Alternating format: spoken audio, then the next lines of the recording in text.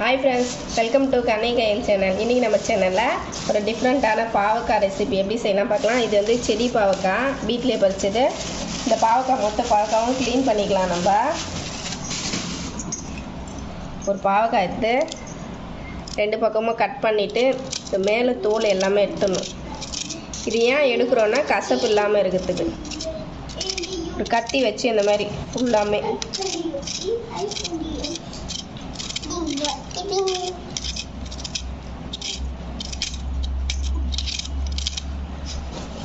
இது முழுசாக எடுத்துகிட்டு காமிக்கிறேன்.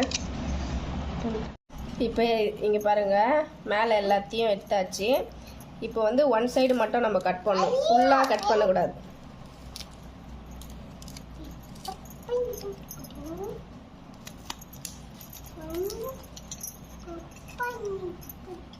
இந்த மாதிரி ஒன் சைடு மட்டும் கட் பண்ணி உள்ளகிற விதெல்லாம் எடுத்துடணும். கத்தி விட்டு எடுத்துக்கலாம். கத்தி போல அப்படின்னா விதை எடுத்துட்டு கொஞ்சம் இந்த உள்ளகத்தெல்லாம் கிளீன் பண்ணி, இல்லைன்னா கசக்கும். இவ பாருங்க, இதே மாதிரியே எல்லாமே நான் எடுத்து வச்சுட்டேன். இதில் வந்து இப்போ நம்ம மஞ்சத்தூளும் உப்பு போட்டு நம்ம இது பண்ணிக்கலாம். இப்போ தண்ணி ஊற்றி ஒரு டைம் வாஷ் பண்ணிக்கலாம். வாஷ் பண்ணி தண்ணியாக எடுத்து போட்டுக்கலாம். இதை தண்ணி இல்லாமல்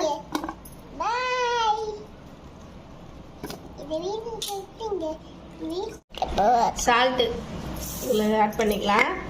சால்ட் ஆட் பண்ணோடனே மஞ்சத்தூள் ஒரு அரை ஸ்பூனு. மஞ்சத்தூளும் சால்ட்டும் நல்லா அந்த பாவக்கால நம்ம மிக்ஸ் பண்ணி கசப்பு இல்லாத அளவுக்கு நல்லா கலந்து வச்சுக்கணும். இந்த மாதிரி அந்த மஞ்சத்தூள் உப்பு போட்டு பிசைஞ்சு வச்சுட்டு நம்ம கையிலேயே அது பாவக்காய் ஃபுல்லாக தேய்ச்சிக்கலாம். அந்த மாதிரி தேய்ச்சா கசப்பு சுத்தமாக இருக்காது, பசங்க கூட சாப்பிட்லாம். இந்த மாதிரி தேய்ச்சிட்டு கொஞ்சம் ஆயில் ஊற்றி நம்ம ஃப்ரை பண்ணிக்கலாம். இந்த மாதிரி நல்லா தேய்ச்சிட்டு கடைசியாக நம்ம கையில் பிழியணும். அந்த சாறு உப்பு மஞ்சத்தூள் போட்டோம், ப்ளஸ் வந்து பாவக்காயிலே கொஞ்சம் நம்ம தேய்க்கிறதுனால தண்ணி விடும். கடைசியாக பிழிஞ்சு வச்சுக்கணும்.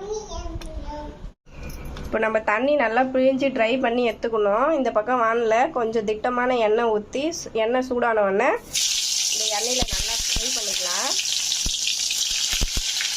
சும்மா ஒரு 4 நாள் மட்டும் ஃப்ரை பண்ணி எடுத்துக்கலாம். இந்த மாதிரி நல்லா நம்ம ஃப்ரை பண்ணி எல்லாமே எடுத்துக்கலாம், எல்லா பாவக்காவுமே.